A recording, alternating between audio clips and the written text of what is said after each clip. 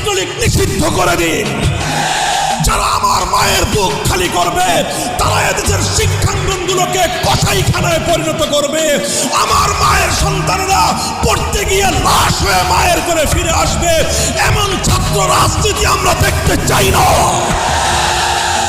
তরুণ আবরার ফাহাদ অন্যায়ের প্রতিবাদ করলো, দেশের পক্ষে কথা বলল, মাতৃভূমিকে ভালোবাসলো।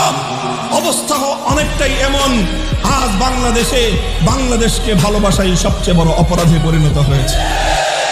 দেশের স্বার্থে কথা বলবেন, পিটিয়ে মারবে, অভিযোগ করবার কোনো জায়গা নাই। অন্যায়, অবিচার, জুলুম, শোষণ, দুর্নীতি, জনগণের সম্পদ লুণ্ঠন, ফিরিস্তি কয়টার দিব, কয়টার কথা বলবো? তানহামা দাগ দাগ সুদ, পুম্বা কুজা কুজা নেহাদ, সারা শরীর ক্ষত বিক্ষত, মলম আর পট্টি আমি কখানে লাগাবো?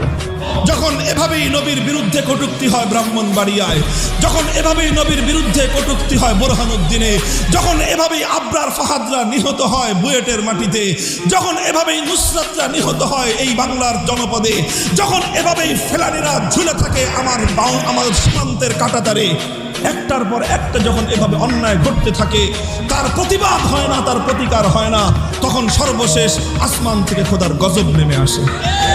আজ আমরা চাই মাতৃভূমিকে ভালোবাসি বলেই, দেশটাকে ভালোবাসি বলেই, দেশপ্রেম নিয়ে, জাতির প্রেম নিয়ে, স্বাধীনতার অতন্দ্র প্রহরী হিসেবে নতুন প্রজন্মকে নিয়ে আজ দেশ জাতির স্বাধীনতা রক্ষা করবার জন্য দুর্বার আন্দোলন গড়ে তুলতে চাই।